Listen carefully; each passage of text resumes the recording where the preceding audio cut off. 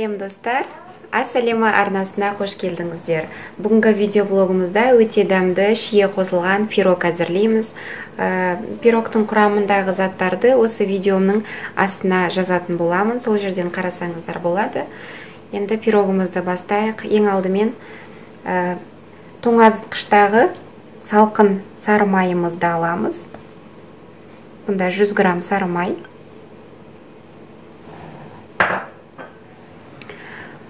Және осыған 100 грамм қантымызды қосамыз. 150 грамм ұнымызды қосып, жақсылап қолымызбен араластырып, ұнтақ жасап аламыз.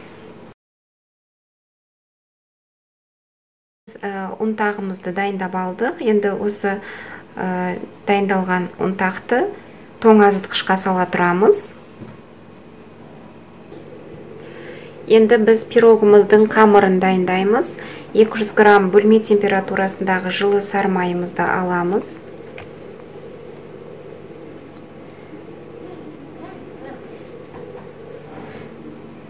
Және 160 грамм қантымызды қосамыз. Кішкене тұз қосамыз.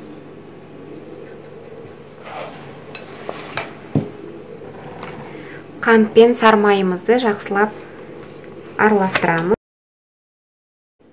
Қант пен сары майды араластырып алдық. Енді жұмыртқамызды бір-бірден қоса отырып араластырамыз, яғни миксерлейміз.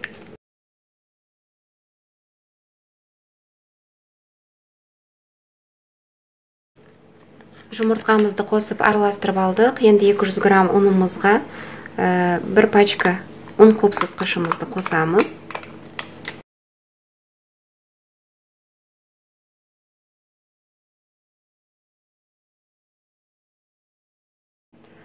Біз қамырымызды дайындап алдық.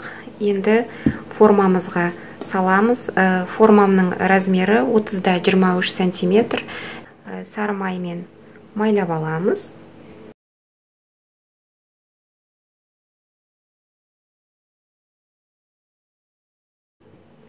Қамырымызды формамызға салып алдық. Енді осы қамырымыздың бетіне шиемізді тізіп шығамыз.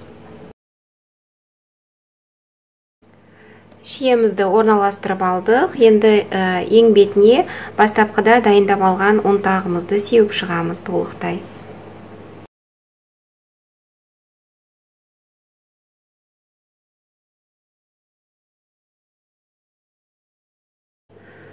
Пирогымызды дайындап алдық. Енді алдын ала 180 градуста қызған пешімізге пісіріп аламыз. Пирогымыз 55 минутта пісті. Каналыма жазылыңыздар. Сау болыңыздар.